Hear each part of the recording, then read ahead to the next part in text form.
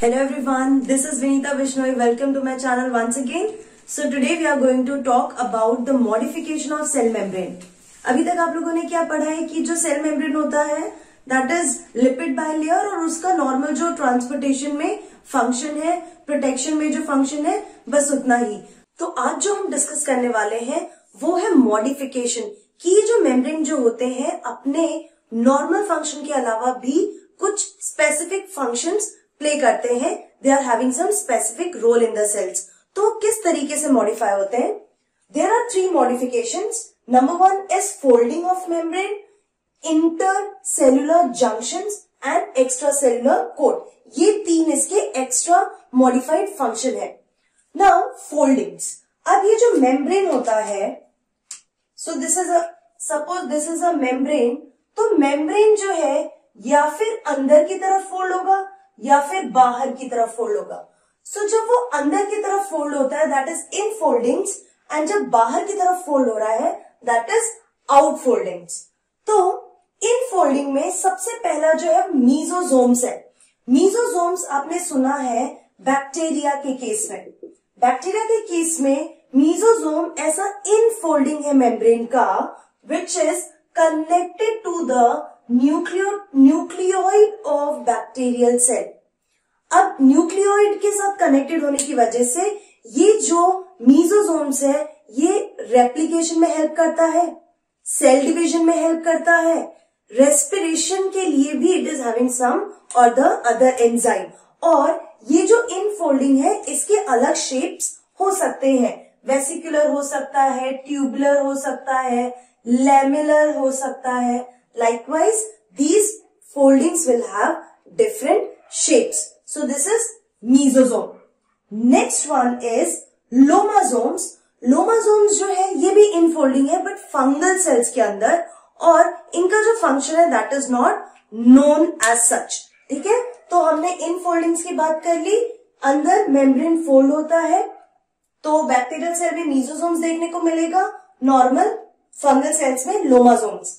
फिर आता है आउट फोल्डिंग। आउट फोल्डिंग के बारे में आपने सुना होगा, जो भी इंटेस्टाइनल एपिथेलियल सेल्स होते हैं उनके फ्री सरफेस पे there will be finger like projections. These mini finger like projections are called microvilli. So ये जो फिंगर लाइक प्रोजेक्शंस इंटेस्टाइन में होते हैं they are at the free surface, मतलब इसके ऊपर कोई और सेल्स नहीं है। दूसरा, increases the surface area of absorption, कि जितना ज्यादा एरिया होगा उतना ज्यादा एब्जॉर्प्शन में हेल्प होगा। अगर जिस एपिथेलियम में ये माइक्रोविलाई प्रेजेंट होता है उस एपिथेलियम को हम ब्रश बॉर्डर एपिथेलियम भी बोलते हैं। एंड इट इज देयर, आपने ये देखा है एपिथेलियम में भी, let me write it, in the intestine and also in the lining of nephron. nephron के भी distal convoluted tubule के epithelium में आपको brush border epithelium दिखेगा। So I told you about the foldings and it is a modification of plasma membrane for some other functions, normal से हटके जो functions होते हैं। सेकेंड इज इंटरसेल्युलर जंक्शंस, वो मैं आपको बाद में बताती हूँ। पहले हम ये टॉपिक देखते हैं that is extra cellular coat.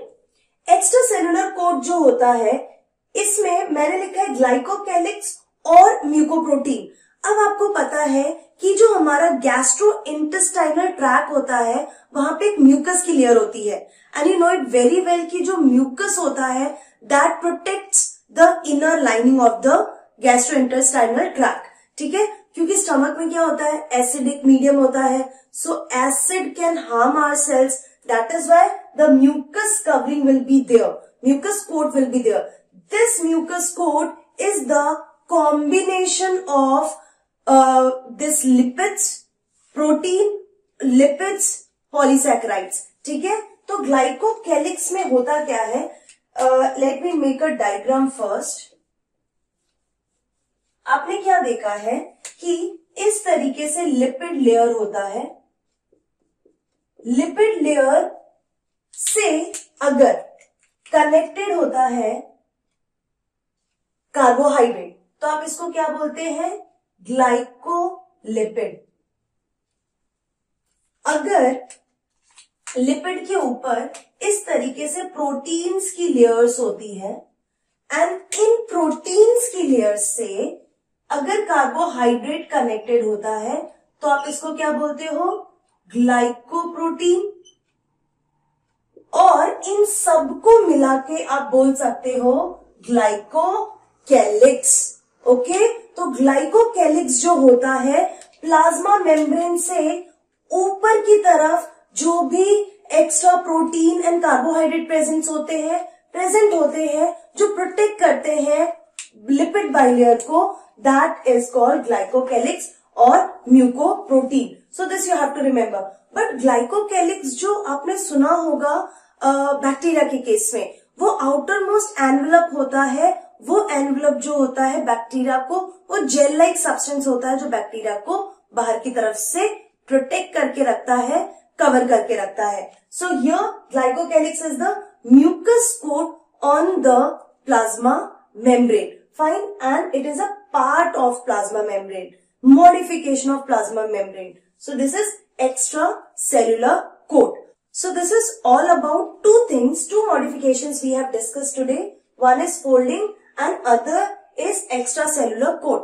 अभी क्या है, ये जो foldings मैंने बोला, foldings में एक और चीज आती है, that is vesicles.